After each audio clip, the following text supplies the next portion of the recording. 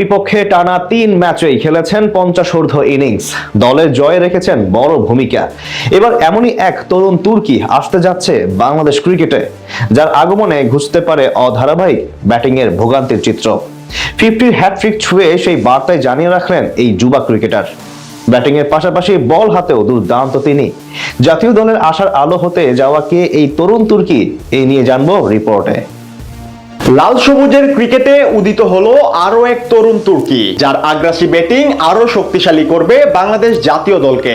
সম্প্রতি একের পর এক 50 ইনিংস খেলে জাতীয় দলে নিজের আগমনী বার্তারই জানান দিচ্ছেন এই খুদে টাইগার। সাম্প্রতিক সময়ে খুব একটা ভালো অবস্থানে নেই বাংলাদেশের ক্রিকেট। নিজেদের প্রিয় ফরম্যাট ওয়ানডেতেও কাঙ্ক্ষিত সাফল্য পাচ্ছে না টিম টাইগার্স। একের পর এক ম্যাচ হেরে সিরিজ বিসর্জন দিতে হচ্ছে মিরাজদের। যদিও সবশেষ শ্রীলঙ্কার বিপক্ষে টি-20 সিরিজ জিতেছে টাইগাররা। এর আগে চ্যাম্পিয়ন্স ট্রফি থেকে শুরু করে পাকিস্তান কিংবা আমিরাত সিরিজ সব জায়গাতেই ভরাডুবি দেখিয়েছে ক্রিকেটাররা। আর টাইগারদের এই সিরিজ হার কিংবা পরাজয়ের গণ্ডি থেকে বের হতে না পারার অন্যতম কারণ ব্যাটিং ব্যর্থতা। দলের টপ অর্ডার থেকে মিডল অর্ডার কোন জায়গাতেই রানের ধারাবাহিকতা দেখাতে পারছেন না ব্যাটাররা। আজ পাকিস্তানের বিপক্ষেও ছিল একই চিত্র। ধারাবাহিকতার অভাবে একে একে বিদায় নিয়েছে টপ অর্ডার ব্যাটাররা। সেখান থেকে এই যুবা ক্রিকেটার আশার আলো হতে পারেন জাতীয় দলের জন্য।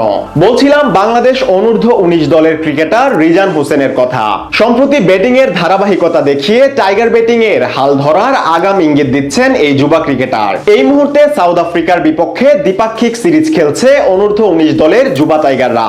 22 তারিখের ম্যাচের আগে স্বাগতিকদের বিপক্ষে আরো 3টি ওয়ানডে ম্যাচ খেলেছে বাংলাদেশ, যার সবকটিতেই জিতেছে লাল সবুজের প্রতিনিধিরা। 5 ম্যাচের প্রথম 3টি টানা জিতে ইতিমধ্যেই সিরিজ দখলে নিয়েছে তামিম রিজানরা, যেখানে দলের জয়ে গুরুত্বপূর্ণ ভূমিকা রেখেছেন এই রিজান হোসেন। চলমান সিরিজে দুর্দান্ত ছন্দে আছেন এই ডানহাতি ব্যাটার। 13 তারিখ সিরিজের পর্দা ওঠার দিন ব্যাট হাতে অসাধারণ ইনিংস খেলেন রিজান। শক্তিশালী সাউথ আফ্রিকার বোলারদের হতাশ করে 1 ছক্কা 6-4-এ 62 রানের ইনিংস খেলেন তিনি।